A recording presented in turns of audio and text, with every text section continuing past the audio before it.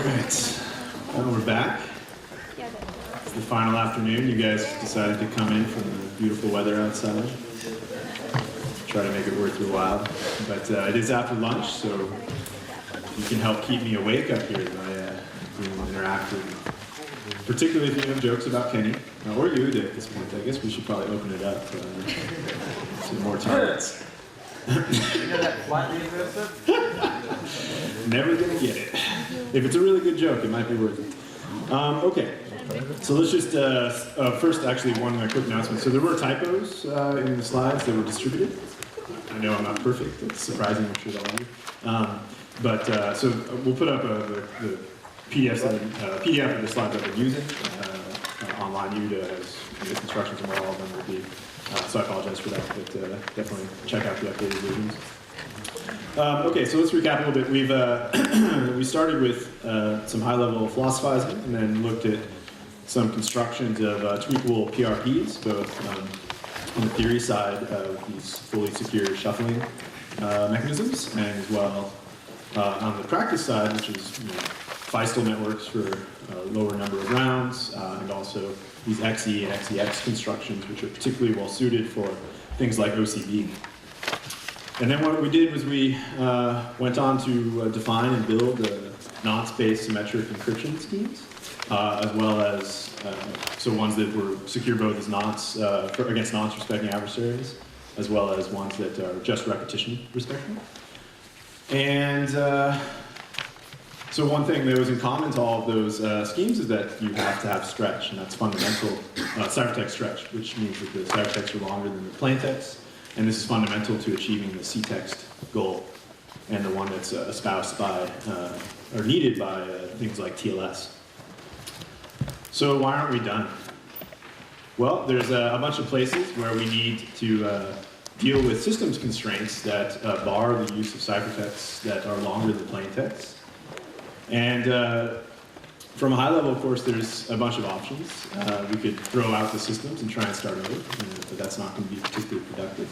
And so instead, we're going to try and build the build the crypto mechanisms to work around the systems constraints and achieve the best possible security we can given the circumstances. And that's really the backdrop for FP. So this lecture will go over format-preserving encryption and special cases of it, such as the disk sector encryption problem that I mentioned before. Here's Alan. I'll give some more motivation just to reiterate the points. And then we'll look at how we syntactically and semantically formalize format-preserving encryption and as well define security. And then we'll look at generic constructions, pretty much the natural construction of doing format-preserving encryption, but ones that's surprisingly useful, particularly because it can provide very general solutions. And then we'll look at how to instantiate it in various places. Okay, so this is the example that we had from before. So this is the disk sector encryption problem. And just to reiterate, what's the issue here? We have a system where we want to encrypt in a space-preserving manner. So we have some disk sectors, like 4096 bits often. And we want to just replace all those bits, the plaintext bits, with encrypted bits. Okay? And we want to do it without wasting any space. So what we think of as the encryption scheme here is what we're going to target here is building a tweakable block cipher that actually works well for these large domains. Okay? And is length preserving. So that is going to be the target primitive. Okay? And so we can actually already start asking a little bit about security, just to try and wake everyone up after lunch here. So what types of things will still be leaked by, even if we have a good, strong, tweakable permutation here, and we use tweaks appropriately? What types of things might still be leaked by this mechanism to an adversary who gets access to the disk?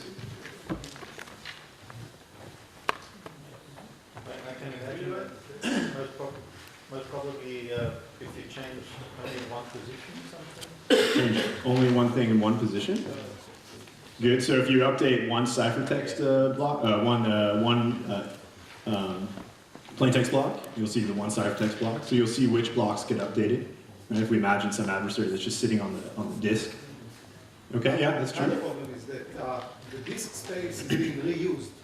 So you might sometimes have the disk full with one file, later on another file comes in, and you might get an indication that the other file has the same particular sector as the first one. So even though you are checking the equality, it's equality with respect to different files, because at different times, they were located in the same sector. So the time thing is, yeah, that's where I was going. I think in particular you'll see, although if you take the same plaintext value here and put it over here, you're going to get a different ciphertext value, right? Something totally random.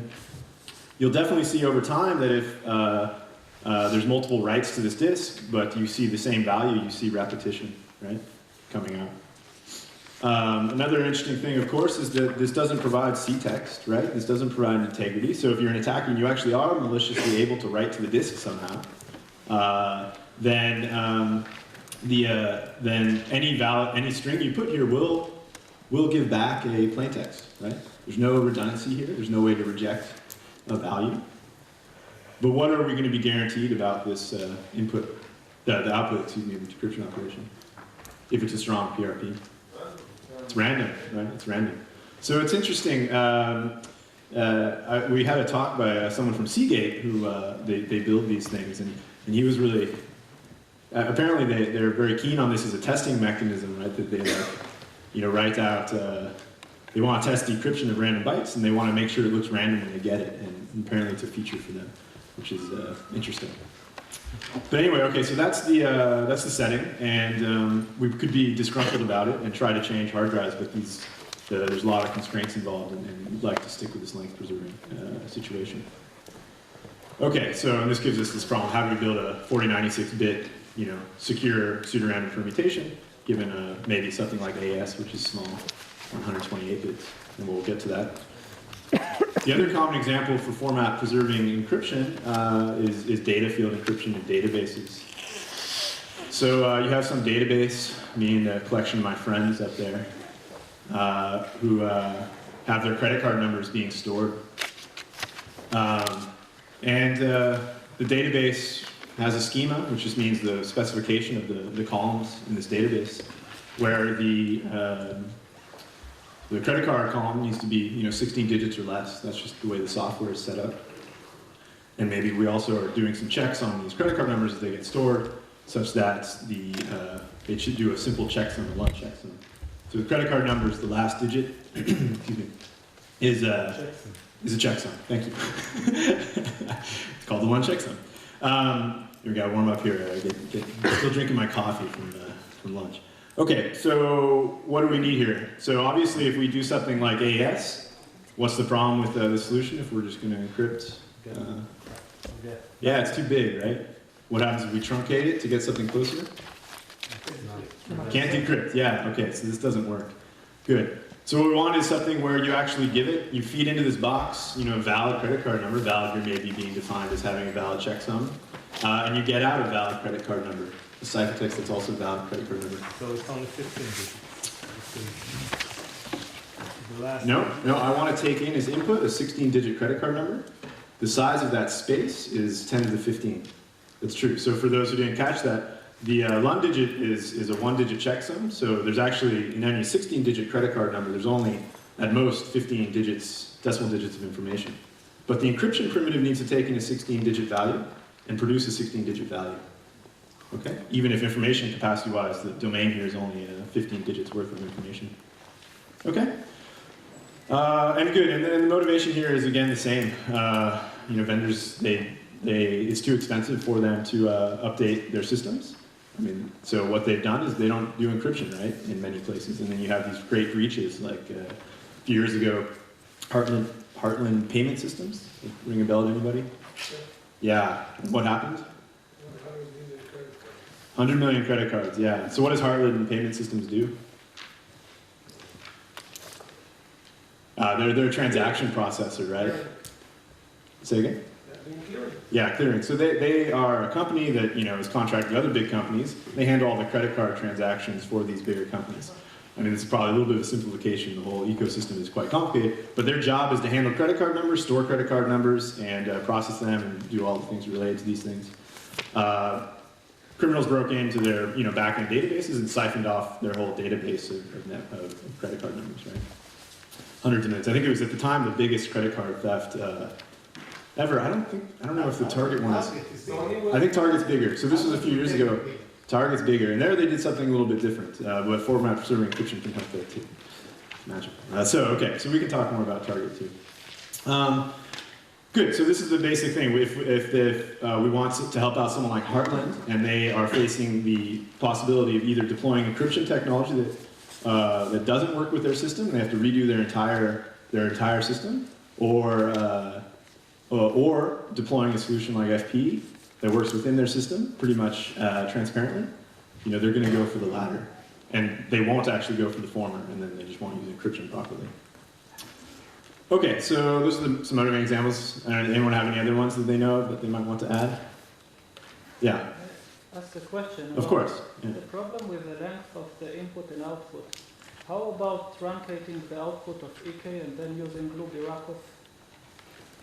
So, like you have this into two parts, and to Lubirakov only you need to truncate the output of EK. So it's like a function, not like a. You're trying to kill me here by spilling all my secrets early on. That's no good. Yeah, that's exactly the intuition. We're going to use Feistel to help us with this problem, and we'll get there. Yeah, absolutely. Okay. Any other? I always love hearing about big credit card compromises because I like then reiterating them in talks. Anyone know of any other big ones lately that stole a lot?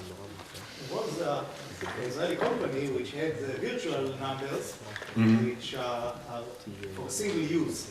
Okay. Yeah, so tokenization systems are another solution for this. Tokenization basically means that you have some separate system that you hand the credit card number to, and it hands you back a random value, and that system keeps a lookup table, essentially, right? Which can help, but if that system gets compromised, then there's a problem.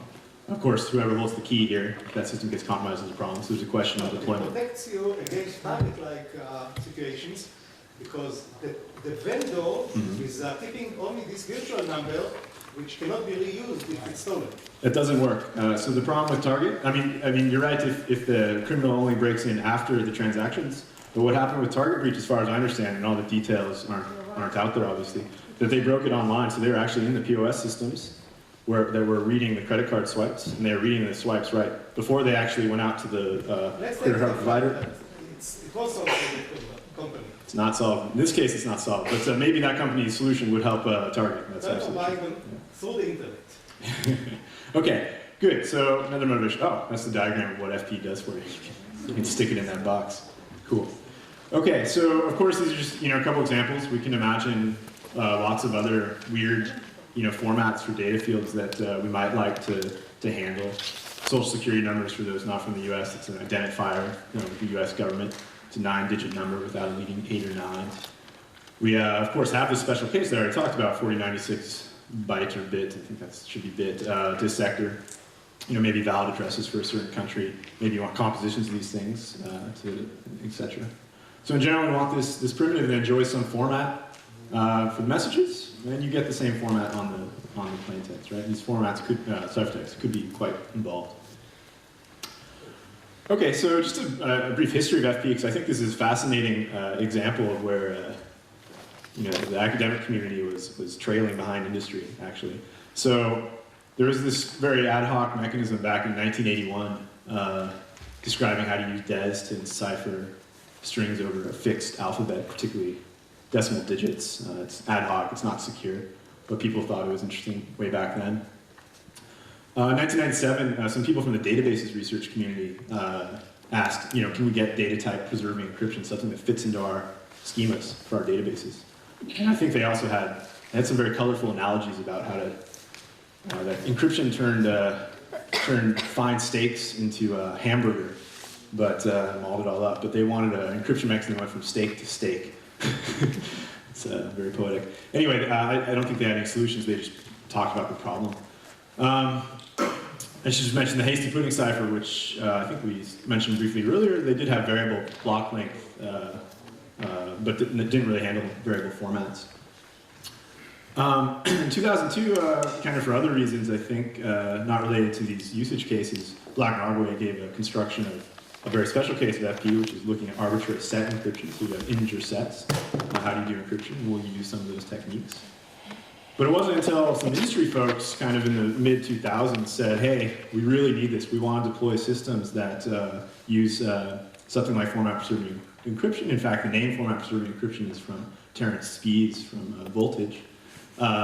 They wanted this solution. In fact, they engaged the research community and said, hey, help us do this because we don't know exactly how to do this. And you know, the theory community was a little bit not engaged. I mean, they got engaged via this, but really the problem came out of industry. And then we did some work on it that I'll be talking about. And these guys put together a standard that's now, you know, proposed standard that's now being used. The algorithm is being used in a variety of places, including places like Heartland Payment Systems, supposedly. Okay, so how do we formalize this syntactically and semantically? It's pretty straightforward, but worth going through because it's kind of deceivingly complicated, maybe. So we have an encryption mechanism, E, that's now not just going to take a message and a tweak, right? We're going to keep tweaks around, as we did before, but also a format specifier, right? So we actually expose this as part of the interface for the encryption mechanism. And then we get out a ciphertext from this thing. So this is useful because it provides a general way to think about the formats, and in particular that the format identifier now is going to index into some format space, which is, you think of as a set of sets, right? So each n identifies a set x of n, and the collection of all such sets is now the domain of the cipher. Okay? So pictorially, we can kind of think that we have a bunch of different formats. You can have tweaks, you have messages, you're doing different sets of various sizes and shapes and whatnot. Okay, we want the FP scheme to work with the same key across all of these guys, which maybe isn't the most obvious way of formalizing this. And we call these domains, or some people in the literature call these slices of the domain, these finite sets. Okay, so what are some examples? AS as a format-preserving encryption scheme. Well, we just have a singleton tweak space because it's not really tweaked, but we can still throw it into this formalization. It just means we have a single slice. You can identify it maybe by 128. That's the set of all 128-bit strings. Okay, it's kind of a simple one. We can do credit card numbers, as you mentioned before, and just syntactically we have n, maybe it's the length of each of these possible credit card numbers. In fact, credit card numbers can be up to 20 digits. Almost no companies, I don't think any companies use larger than 16 in practice. And then for each of these n, right, we pick the slice is the set of all n-digit strings for which this one digit is okay, which is how large? Well, n minus 10 to the n minus 1, right? Okay, then we can even get a little bit more abstract, right? And we'll see that this actually can be quite powerful. We can think of maybe our format is defined by a regular language, so a regular expression or a deterministic finite automaton, or something like this. And the slices are, for each length, is like the intersection of members of this language with strings of that length, right? So all strings accepted by this regex of size n. Okay? And then we have a very special case which will be useful for us, which is encrypting just integer sets. And this is actually the problem, in part, that was looked at by Black and Holloway, which is that we just think of the sets now as z sub n, right? So the set of all numbers from 0 to n minus 1. And we want to be able to handle that for a variety of n. We call this an integer FPE scheme. And we'll use this as a component in our construction in a very natural way that we're about to see. Okay, so what type of security do we want? Well, we would, in theory, of course, like to have authenticating encryption security, this non-space symmetric encryption security. But we can't achieve it in this context. Why? I said so a few minutes ago, but it's worth repeating.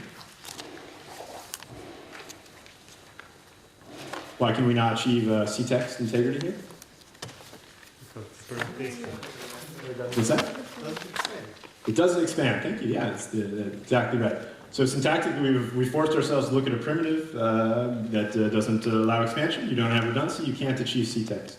So what are we trying to achieve? Well, we're trying to achieve a very natural extension of strong PRP security, which seems like the next best thing we can do. Okay? And this is basically a strong PRP, except now that we allow the attacker to do chosen format attacks as well. Okay, so format, as long as it's one of the formats allowed by the scheme, tweak and message. And over here, this is just a fancy loop to make sure that we're choosing a random permutation on the appropriate set for this slice. And hopefully we have a finite amount so this ends. And then give a random permutation access to it. So for each tweak in each format, you should get a totally independent looking random permutation. That's the idea. Okay.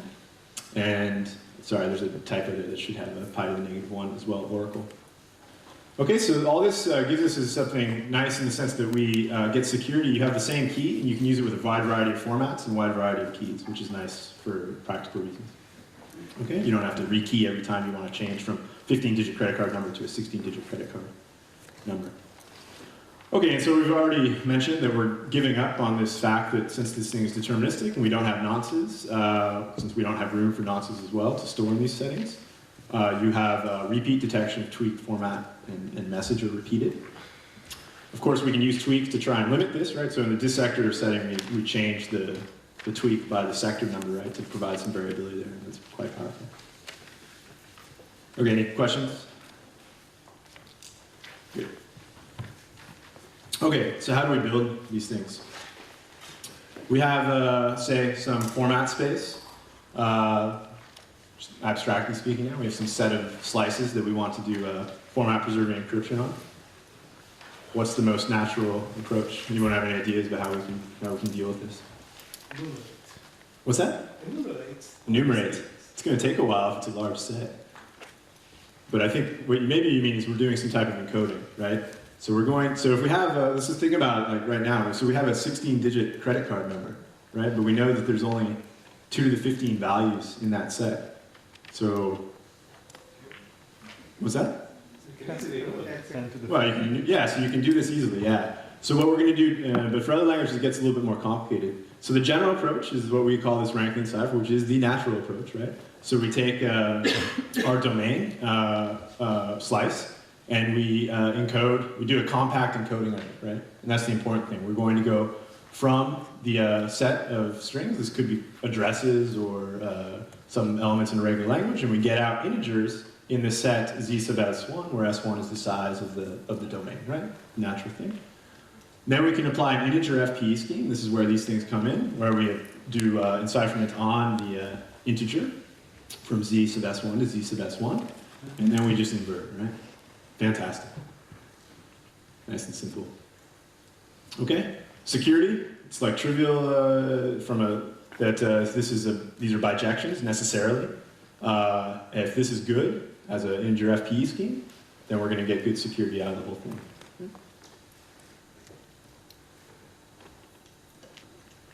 Okay, so that means we have 2 tasks, right?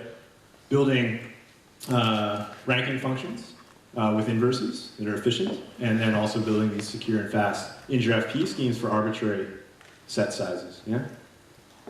Okay, so let's look at the first one. So this is our example. So how do we do this? What's ranking in this case? What's the easy way to do ranking here? Let's look at the first 15 digits and add them, yeah. First 15 digits, and you compute the values, the first 15 digits, right? So you treat x, you drop off the last one. That's now a base 10 representation of a number, and you compute the number, and that's it. Good.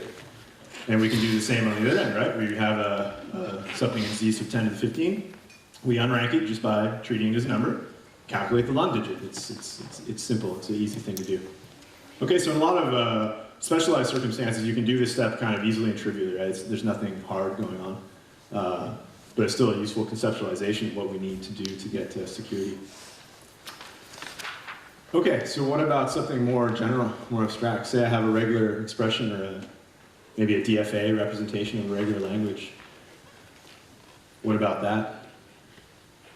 If I give you a regular language, can you do rank? Do you think you can do ranking efficiently on a regular language? Maybe by putting encompassing like what the DFA would do, using what the DFA would do, like if it goes to that state or to that state too.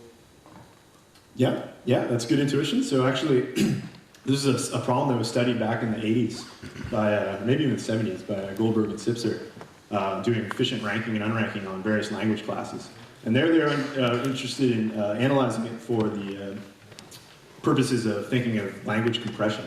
Because ranking and unranking is if you have a ranking function, it gives you the most compact representation of the language, right? Because you're getting this integer set.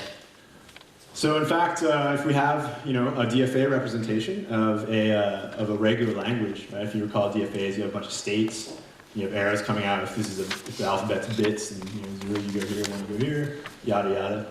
At some point you get to an accepting state. Then we can actually build a ranking function for any such DFA, given this DFA representation. And there's this classic algorithm, it's from the 80s, by Goldberg and Sipser for doing this. And they do it in polynomial time. Let me give you I'm not going to go into the details, because it's a little bit outside the scope of crypto, though it ends up being quite useful and interesting stuff. So you use a dynamic programming approach, where in fact you build a table ahead of time using a DFA representation, where you basically compute the number of accepting paths in the DFA from each state in the DFA. And you can, with a little bit of thought, you can see that you can do this in about the time to do, well, see, you got all this stuff. So you have to go through all the states and all the alphabets for each state and multiply all this stuff up. And then when you have these tables that you compute dynamically in this way, you can then do the ranking and unranking in reasonable time, about linear in the number of characters that, linear ranking in terms of the number of digits in the string.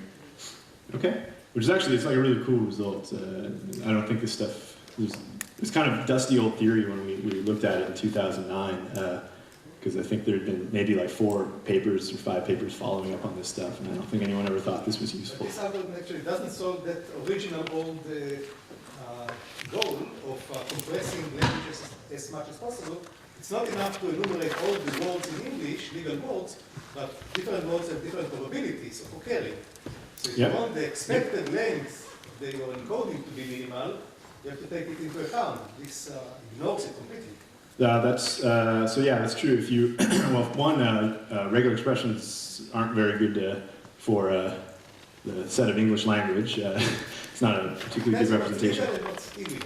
Yeah. So you're right. I don't know what other applications they were thinking about back in the 80s. I wasn't around. Well, I guess I was around, but we won't get into that. But yeah, it wasn't clear what it was used for. It was a very interesting theory result, and there's no practical uses as far as we can tell. And hopefully in the next lecture I'll show you that we actually implemented and did a lot of work to optimize this, because it actually provides a very nice programming interface for format-preserving encryption schemes for engineers. Because you can, well, there's a wrinkle that I may not have time to get into. I mean, if you specify regex, we actually want to, that's the interface that we want to target to show that you can do it. But anyway, this is cool because you can actually do very general things with ranking and unranking. And we got to dust off some theory, which is fun. Yeah? So I have a question. So if you have the automata probabilities, like you do some probability of the words in your language, then can you do a compression it can be like better, like in terms of Yeah, it's a good question. I mean, for correctness, it depends on how you, I mean, if you do correctness, you're going to need, so there's a few issues here, right? One, if certain strings and language, so you're doing some type of like arithmetic encoding type thing, right? And if you do that and you have symbols in the output that are of different lengths, that's actually going to leak information about the plain text, right? By the length of the output. It's not clear what happens on the other end, but it seems like there's a problem there, maybe. Two, I don't know of any applications yet that where you would use that type of encoding. Though there is something there, I think, in terms of kind of more general viewpoint on these things. Yeah, but we don't need it. We just need the syntactic transformation for the set. Great question. Okay, yeah, this I mentioned regexes. Of course, there's kind of some old theory results saying you really do need a DFA representation for this. It's not too hard to show, but In practice, as I mentioned, we actually do want regexes, and in fact, for a lot of regexes, this worst case results never hit, so we can actually go from regexes using the classical diagram to NFAs, from NFAs to BFAs, and then apply this, and it works. It's pretty cool. Okay, so that's nice. Get some general results. I don't know if I need to go into this in too much depth. I'll just mention that there is a limitation to doing rank them in cipher. In particular, you can show that there exist format spaces for which you can build a secure FP scheme, but for which you cannot rank those formats, that format space. Okay. And the proof is kind of cute. You basically pick something that we know is hard to rank, or that the ranking actually implies something bad, like P is equal to sharp P or something crazy like that. And this is, you can actually cobble together some old theory results on this. And yet we can show via direct construction using some type of Markov chain block type thing to actually show a direct construction that doesn't use ranking in cipher. So this is like pure theory stuff, and everything we're going to do is going to be through ranking in cipher. But it's interesting that there's some limits to the approach. Okay, so good. So that's the first task, specifying financial ranking function. So what are the takeaways? Obviously, for a lot of formats, this is like kind of easy, right? Credit card numbers are easy. Some other things might be easy. We can also take, at the other end of the spectrum, very general approaches, right? Like using regular languages. You can also use context-free grammars, though it's less efficient, etc. And now we have the other task, which is building fast and secure integer FPs. Okay. And here we're going to move to this now. Okay, so for simplicity, we just focus on building integer FPs for one slice, right? It's easy to get multiple slices because we have tweaks. Once you can do it for an arbitrary single slice. So the problem here is that we want to build essentially a tweakable block cipher on Zn for arbitrary n. And this is exactly the problem that Black and Holloway proposed and looked at. And we want to build it using primitives that we understand and have some faith in their security, right? Starting with AES, for example. And of course, we're targeting, well, I said conventional here. It's essentially conventional, strong PRP security. Okay, so we can split this into a variety of spaces of where the challenges lie in doing this, based on the size of the sets and size n here that we really need to deal with. So on one end of the spectrum, if we're kind of above n greater than or equal to 2 to the little n, for some n that we have a convenient block cipher for, like AES 128, then this is what people refer to colloquially as the wide block encryption problem, which is faced, for example, with the disk sector situation. And there's lots of solutions that deal with at least bit, powers of 2 that we'll see, and we'll get into that. And those things are pretty efficient, and give security 2 to the n over 2, which is fine when n is large like this. Okay. On the other end of the spectrum, there's actually 2 ends of the spectrum that I'll mention here. So below 2 to the n, we have this, what we call small block encryption problem. And for credit cards, for example, we have something like 10 to the 9, I guess, is actually not credit card numbers, but social security numbers, where you have something like 2 to the 30, right? So this is underneath n equals 128. And the obvious solution we can use is actually the shuffling algorithms from the last segment. And we'll talk more about that in a second. I just want to mention, what about the very low end, right? What happens if our size n is very small? Say we only have to do like 10 bits or something like that. What can we do? We actually saw a solution for this in the first lecture.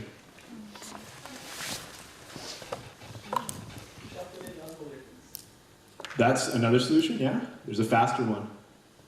Lookup table, yeah, lookup table. Yeah, 10 bits is pretty small. You can just represent a whole permutation on 10 bits pretty efficiently. So at some point, this gets easy again as you go down towards n, large n being very small. And really the hard thing is the space in between, where we have somewhere between 10 or whatever this table size gets too large, up into where we can start using the birthday bound to get us security, when we can, when our sizes are larger than that. And that seems, it's kind of interesting that you have that gap in the continuum where things are. Yeah. That big n is 2 to the 496 instead of 496. Yeah, I think you're right. Yeah. Yeah, of course, right? So it should be 49.6. If that's bytes, then that's times 8. It should be 2 then. Yeah. It is what? It is bytes. It is bytes, yeah. So, sorry, the n should be a lot larger. Yeah. Basically remove the noise of different formats and only deal with each of them. Yeah. And consider them as bit strings. Why not at this point use a string cipher that gives you 1 bit in, 1 bit out, and encrypt the integer? It's not the power of 2, for example. It's not a power of 2, for example, so we'll deal with that. But even if you're dealing with a power of 2, represent power of 2 set, stream cipher is not going to be a good solution here because we're looking for a strong PRP, right? So if you have a stream cipher on 2 bits, say, well, I can always flip 1 bit, and then the bit gets flipped above it. And it's even worse than that because we're in a deterministic setting, so you're not going to have a nonce, you're not going to have an ID, right? This is not the right primitive. So we really need something where, intuitively, when you have a ciphertext or a message and you change any bit of it and you run it either forward or backward, everything gets randomized, right? So it needs to be strong in that sense. Has anyone considered applying polynomials for encryption because you're working out with some integer? So pick some invertible polynomial. It may take time to find one, but if you apply it, you can use it as an encryption. Is there a key involved? Yeah, the coefficients of the polynomial. I see. Could be a secret. The problem of finding Yeah. polynomials which are concatenated is extremely hard. There are very few constructions of polynomials which are permutations. Well, I don't know what if it is a prime or some other form, you can find something. You have to be careful, right? It depends on the polynomial. If you X choose, to the I is a polynomial, and there are a few others, but not many. I don't know. so I don't think people have thought down that road. I think it's fraught with peril for various reasons. One is potential security if you choose the wrong. If you can do interpolation or something. The problem is what Kenny was. I'm just mimicking what Kenny said over there. You're going to let Kenny do some bit flipping in a polynomial domain. You don't want to allow that. So no, I mean we're going to look at doing it from block ciphers. That seems like the right approach. So we're going to treat each of these two things in order. Okay. So we definitely have these shuffling constructions, right? We have actually already mix and cut and some of the precursors and some of the post-cursors. Is that a word? Post-cursors? It is now. Post-cursors. Actually, it already can be defined to work on an arbitrary n, which is really cool, actually, when you think about it. So the deck, if you think of the deck for shuffling, it's now an arbitrary size deck, right? You don't have 52 cards, but 53, whatever. You can do that. Unfortunately, these things are a bit slow, as we mentioned. They're not actually suitable for practical deployment. So we're going to go through a sequence of things to see how you can do something pretty practical. So the first thing is FFX, which is a mode of operation. It's basically a Feistel network, but applied to arbitrary radix strings, so not just bit strings. And so what we do is we fix some radix r. You can imagine r equals 10, and we then split our input into two sides, left and right, that are now digits, right? These aren't necessarily bits. And we apply our f's of our round function, something like AS or ASCDC, with our tweak, and we also want to be sure to put this is not nonce anymore, this is the format specifier, into the domain.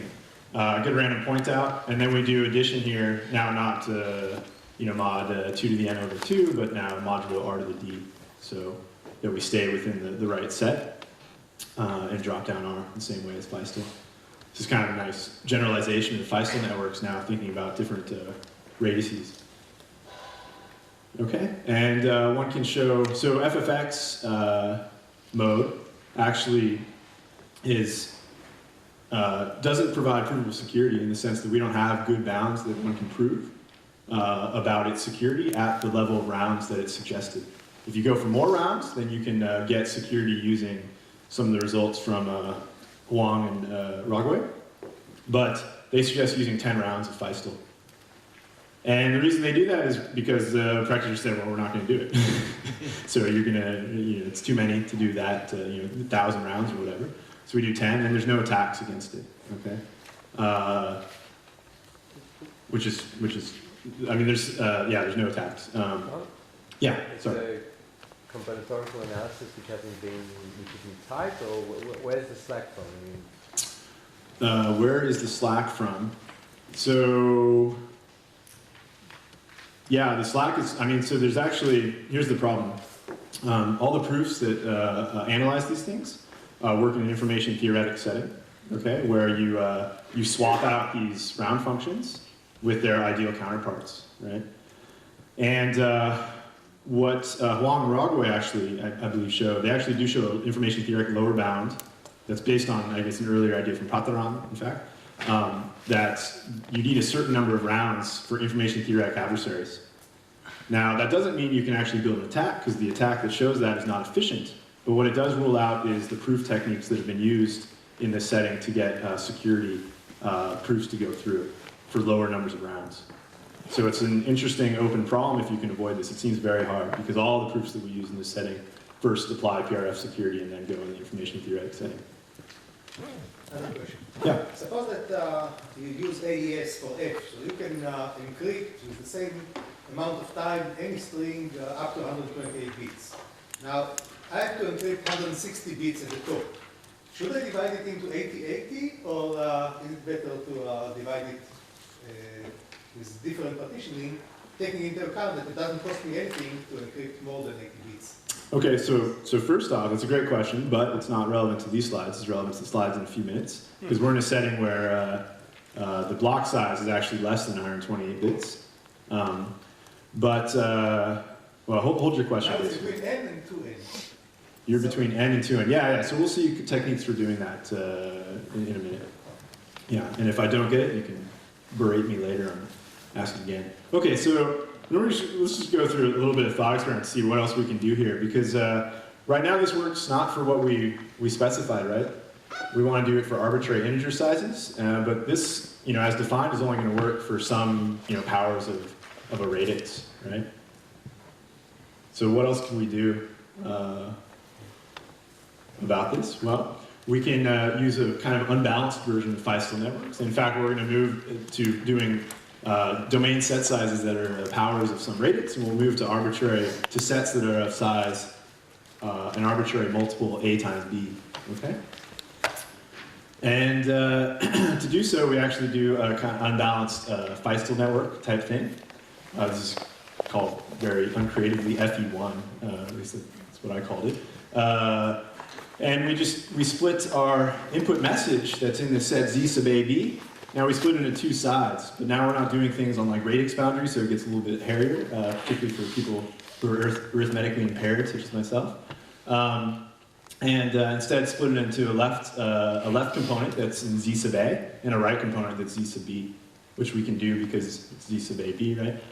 And then we do an unbalanced type of Feistel where we take the right component, which is in Z sub B, which I've drawn to be bigger here, and run it through a function. You can encode it as a bit string, then run it through a regular PRF, and then do addition mod A with the left component, okay? And then just drop this stuff down to the left-hand side. That's nice. It's a permutation, so we can repeat it, basically shifting by one every time. And this looks a lot like an unbalanced Feistel network, but now defined over kind of weird arithmetic sets. Okay, so that's good. So this gives us something that you can show as secure. Again, with Huang and Rogaway's results, you can show it for quite a number of rounds to be kind of optimally secure. You could heuristically go lower, but you have to be careful with how many rounds you do. Okay. So that's good. So we went from radix, arbitrary radix numbers, and then now we have multiples of two numbers. So what are we missing? Prime numbers. Yeah. Okay. So that's good. So we need to deal with primes to kind of finish off the thought experiment here. So the technique for doing this is and actually the only one that I know besides doing the direct shuffling constructions, is to use cycle walking, which is this really cool mechanism that Black and Rogaway actually first used. Okay, so we have, from the last slide, we have a integer FP scheme that works for any AB, right? So what we can do to encrypt for a size Z sub n where n is prime, we can pick an AB that's a little bit bigger than n, okay? And we're going to then use this underlying FE1 scheme with this AB, okay? and encrypt our point x, which is in z sub n and a prime. So now what? What do we have here? Is this in z sub p or is it in, what is it in? I guess there's only two options, so I pretty much gave it to you, but I'll make you guys say it anyway. If this is z sub p, okay. If it's not, then do it again. Yeah, it's good, right? So we get out something here that's only guaranteed to be in z sub ab, right? But what we can do is say, okay, well, if it does happen to be in z sub n, right, n is smaller than ab, so it's possible, then we just stop and we output it. And if it's not in z sub p, what do? We just go again. We encrypt again, okay? Now I have the side channel. Yeah, that's good. You guys, Kenny did a good job teaching you guys. Everyone's like really on the ball with the side channels. We'll talk about the side channels just one sec once we make sure everyone's on the same page. So we just keep doing this until we're in z sub n, and then we always stop. So what's the worst case running time of this algorithm? Worst case running time of this algorithm? AB minus p times. No, it's not that complicated. I mean, I guess it's possible that you can have a really long cycle. In fact, the whole thing, right? But it's very improbable. And in fact, that's what you're alluding to. So the expected running time is going to be related to this ratio, right? How much bigger n is than a times b. So if n and ab are chosen nicely and are close, then the size of the set difference is pretty small. And the probability that you hit the in z sub n is high, right? It's just exactly this ratio. So if we have a box, if FE1 is a good random permutation, we can just think of it as random permutation. It's going to pick a random point in z sub AB. If most of z sub AB is covered by z sub n, then we're good, right? And so in general, the expected running time is very small, right? You make It should be the other way around. Yeah. AB. Did I write it the wrong way? Yeah. Oh yeah, that's good. You guys are awake. I do this on purpose, obviously, because otherwise, how would I know? How would I know if you guys were listening or not? Yeah, sorry. It should be AB over N. Obviously, AB is bigger than N, so that would be cool actually if we could do this. So then we'd have a super impossibly fast thing, less than a fraction of FE1. Good. Okay, so that actually gets us the whole way, and in fact, as we've been working on implementing a lot of these kind of general domain things. This seems to be the best approach for doing it. Doing cycle walking plus appropriate choice of the worst case running time slightly smaller if AB is bigger than N but much smaller than 2N. So then you cannot, as you are doing the random walk, all your failures are due to distinct values between N and AB. Yeah. So if you can find N plus a very small additional value is already a product of 2 primes, which is easy. Then the worst case running time will not be order n, but will be order of how far do I have to go beyond n to find the first non-prime value in the time interval. I don't know if I follow the whole suggestion, but I mean, I think... You're just going over a sequence of values which are all between n and AB. Yeah. And you cannot repeat yourself if you are careful in the construction. Yep. Therefore, you can exhaust all the possibilities there. Yeah, that's good. Yeah. So this is the kind of naive worst case, and you're saying it's easy to make it better. Good. Yeah. Other questions? Other comments? Or typos that you found on the slide? Okay. I do have another possible approach. Cool. Yeah. Which I think would be better. Mm-hmm. If you take the greatest power of 2, which is smaller than the prime number. Okay. And apply pseudo-random permutation only to those numbers that happen to be smaller than this power of 2. Mm-hmm. And then you have like some separate addition with a constant factor. Mm-hmm. And you apply again the pseudo-random permutation on the lower numbers that are smaller than the power of 2. That sounds reminiscent of one of the solutions Black and Roggeway give, where they kind of, they kind of split the domain into 2 parts, and they deal with the big part of it, and then using... They split it additively rather than multiplicatively. Right, and they have a side that you can even do it, if it's small enough and you get the split right, you can even do the other portion, the small portion of the table, right? So you should check out Black and Roggeway, the naive way of doing a permutation of the table.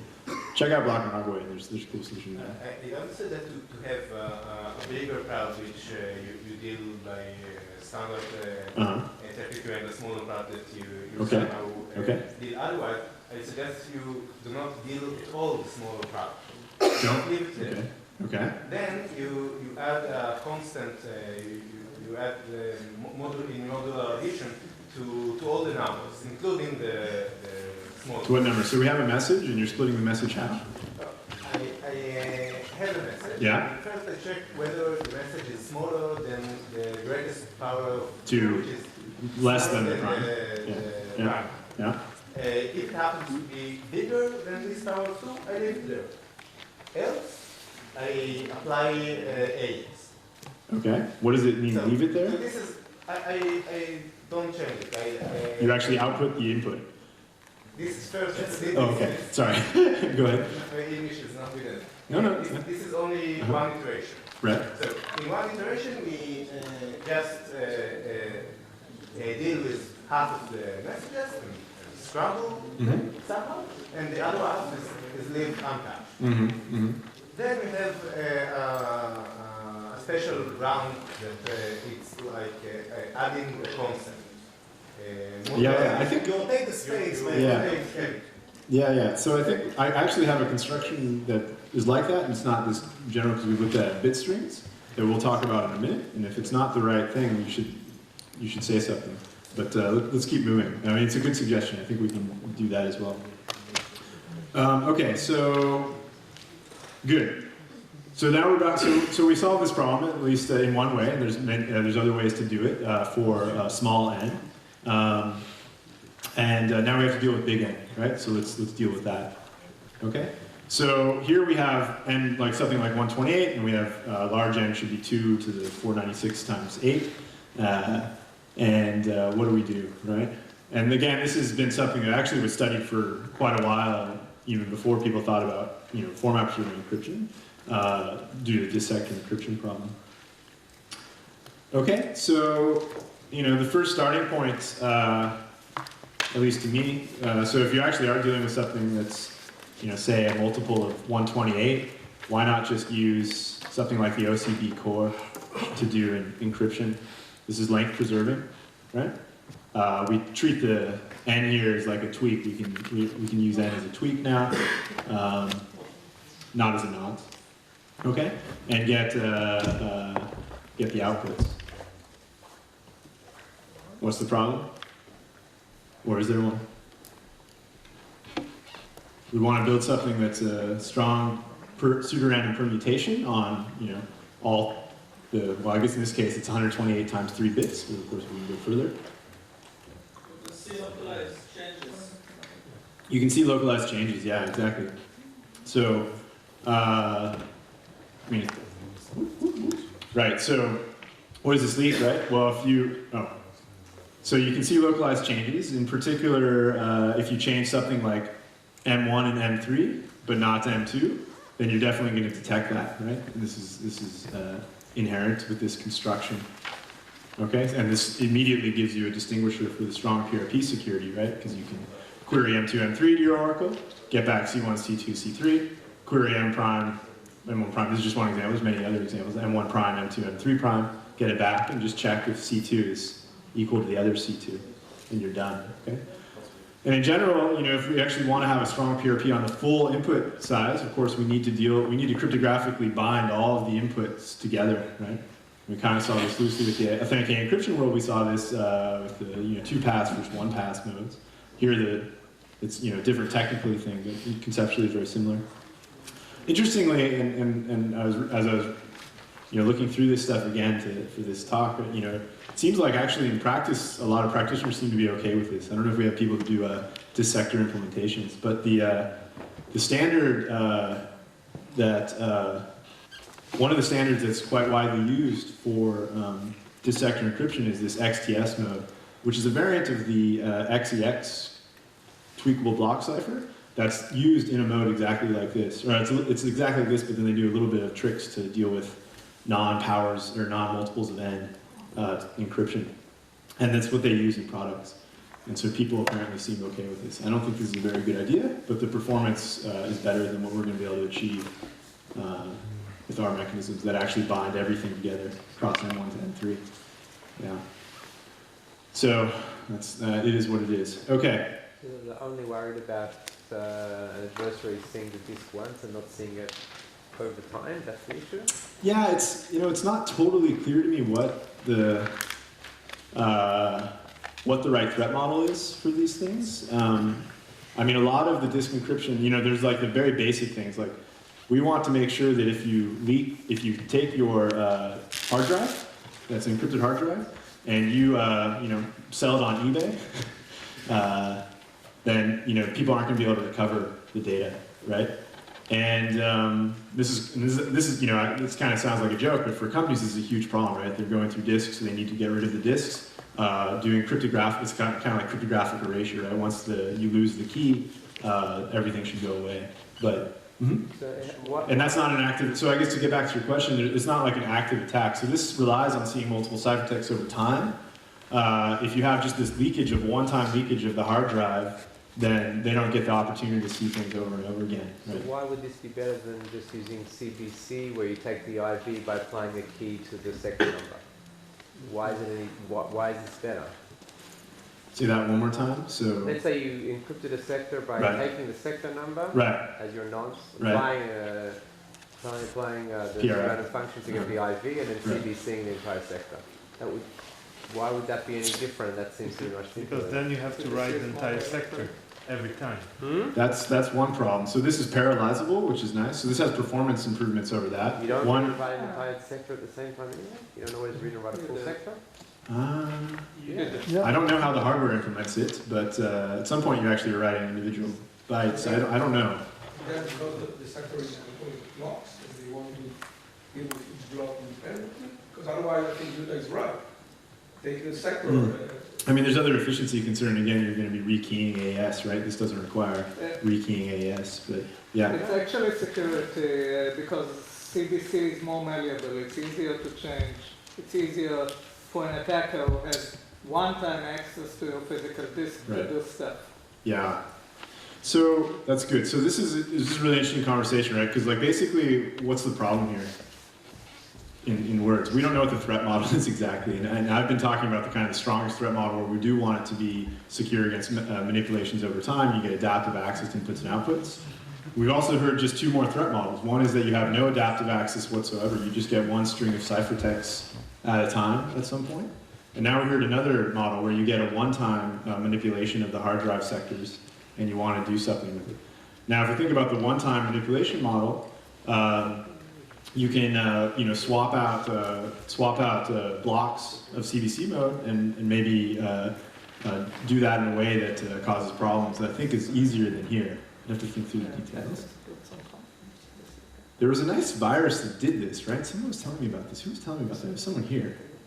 There's a virus in the bootloader that actually replaced encryptions on one of these dissector things. Does that sound familiar anyone? Yeah. And then extorts you for the key. Yeah, was it you who was, okay, good. So what was the story? No, it wasn't. Oh, it wasn't you. Yeah, I think it's exactly that type of thing, right? It's a Russian malware. It's a Russian malware? Yeah, but they were particularly subverting, there was like a proof of concept, at least malware, that was subverting the disk encryption, and it was abusing something with CBC mode, and I can't remember what it was. Encrypting everything and then keeping the key itself encrypted under public key, for which they know the secret. Well, yeah, that's the extortion part, but the question is how are you using CBC mode versus XTS, right? No, that's a different story. There's a recent attack on CBC where people can manipulate, who know in advance what's underneath the encryption, what's the plain text on specific sectors. They can manipulate CBC so that every even AES block is set to something that they want. Mm-hmm. And then when you, for example, reboot the system, you... Interesting. They actually force the code running. Yeah. So just at the very highest level, what are they doing? They're manipulating the CBC ciphertexts, right? They're mauling them so that when the system boots, it actually is running some code of their choosing, right? Obviously, I don't understand the details enough to go through what it does, but it's because you can maul CBC mode in this way. So I think that Yehuda's suggestion at least would prevent mauling, like taking ciphertext block from one sector and moving them to another sector because of the hash, which the initial disk encryption mechanism didn't do, right? They just used a key that was the same in CBC mode with a fixed with no ID across all sectors, right? There was no sector differentiation. So I'm not sure if maybe it was against this earlier thing. Yeah, it's a good question, and people have not actually, so one open question I guess would be if you have formalized some of these weaker security properties, are there even more efficient constructions than the types of things we're talking about? It's a good question. Okay, so let's see how to build strong PRPs at least. Again, we just want, if you change a bit here, everything gets randomized and vice versa, right? Across the whole sector, not just block by block. So the obvious solution is, obvious to me, I guess, the straightforward solution is to use Feistel again, right? But now here we're in a setting where we have a large block size, right? So 496 bits or bytes. Apparently I'm just going to alternate between bits and bytes, so either way works. We're going to split that into two parts, left and right, and we just make sure left is large enough, like n bits, where n is 128. And we do this 2 more times, tweaking appropriately F and G. So F here is reducing, right? So going from a large thing to a small thing. The next round is going to do something a little bit different, kind of use a PRF more as a stream cipher, conceptually. So you take the left, which is smaller, and generate a larger pad. And this is easy to build given a PRF. And XORs that with R, and then you repeat this 2 more times. And you can use the same type of proof underlying Luby-Rakoff to show that this works. Okay. Good. And it gives security up to the birthday bound. So here things are a little bit easier because we can deal with birthday bound phenomenon, which means we can use the proof techniques like Luby-Rakoff to prove things. Also, I should say these aren't just proof techniques, right? At 2 to the n over 2, these things break down, right? So there are attacks, but we can make n large enough. That's not a problem here. So is everyone happy with this? Do people think this is fast, slow, efficiency-wise? How many AES calls, if we build F and G out of AES, how many AES calls per n bits of input is this going to require?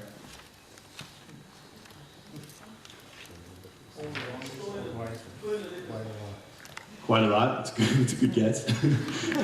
More than 1?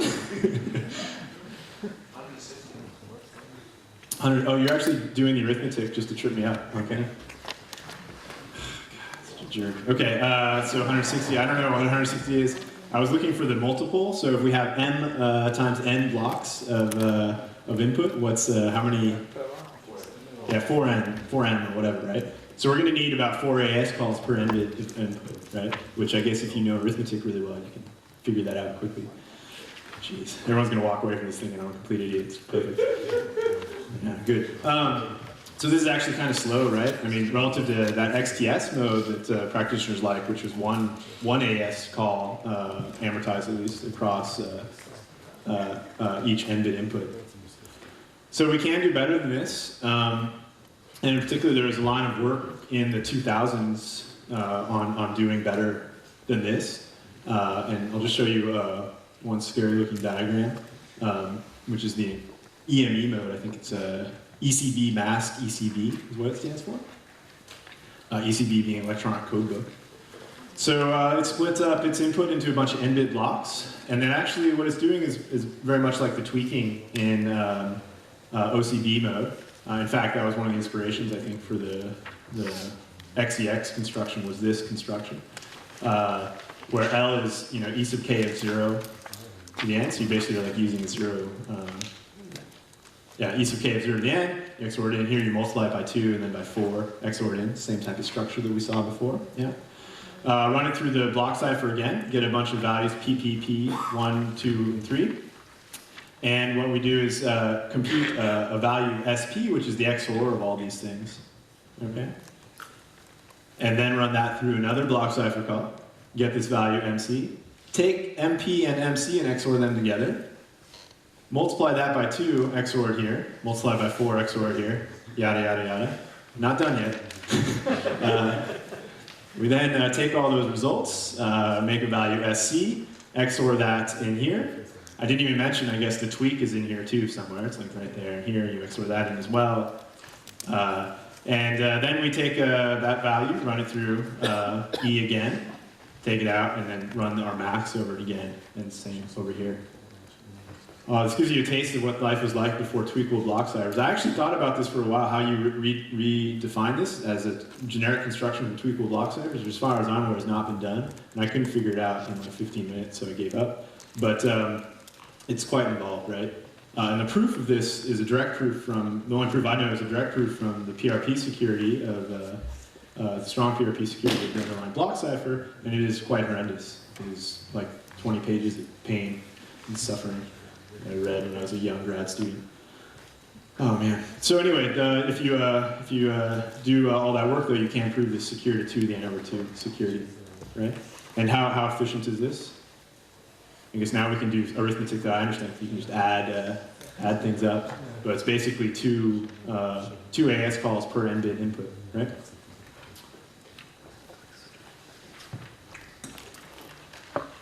Cool.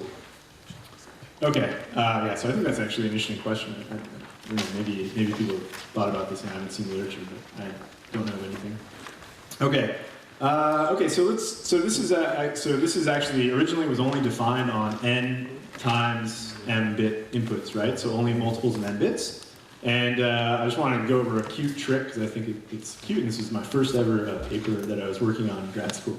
It's close to my heart. Plus, it makes me really hate Sudoku, which you'll see why in a second. Which is how to take a general like long block cipher or a ciphering scheme that works on multiple of n bits, and you can extend it to multiple of n bits plus any value between n and n plus n minus 1. Okay, so we're going to extend it by a little bit. And I think this is kind of getting to the idea that you had, which was more general, I think, than what we're doing here. But I could be wrong.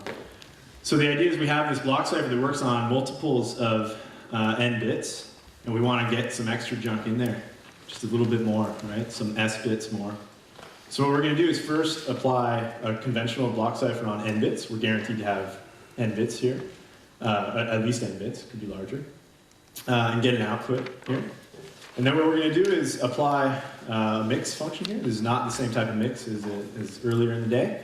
It's something I'll define in a second, which is a permutation on 2s bits. We're going to flip a bit over here. We can talk about that in a sec if you like. And then run the large block cipher now that works on a multiple of n bits on this portion. Okay? And then kind of just repeat everything for symmetry on the other side. Remember my rule of thumb about strong PRP security. Just got to do it twice. Okay?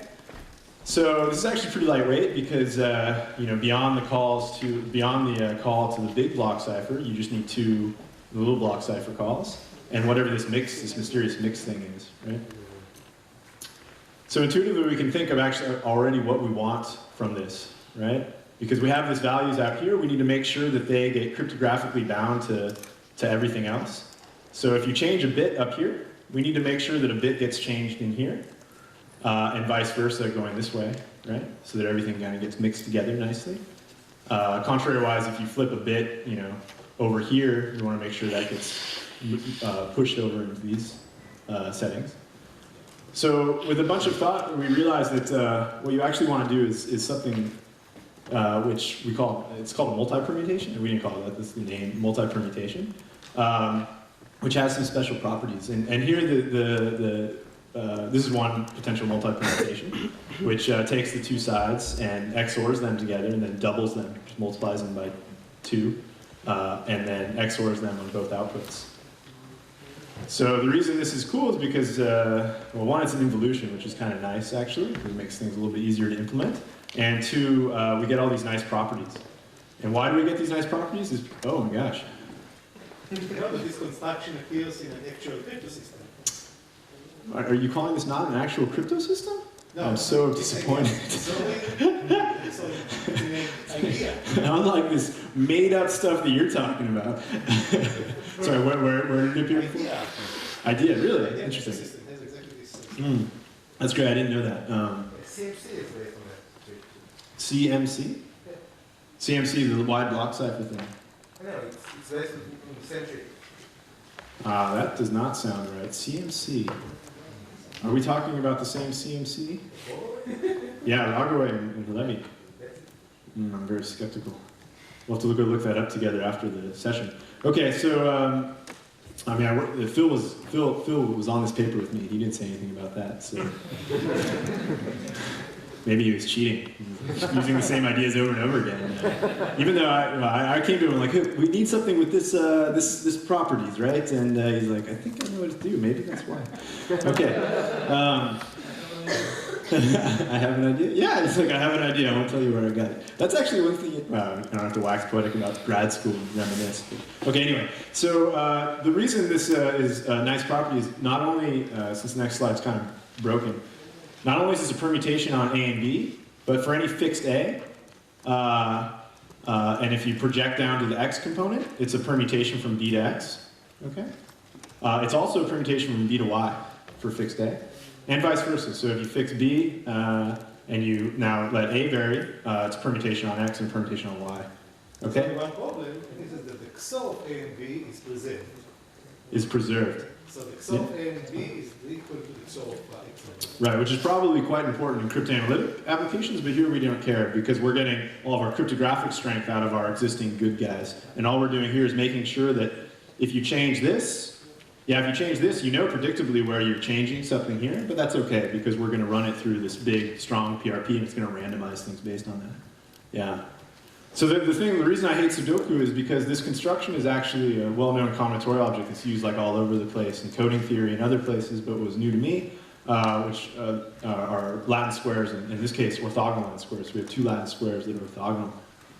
So it's a little bit hard to read, but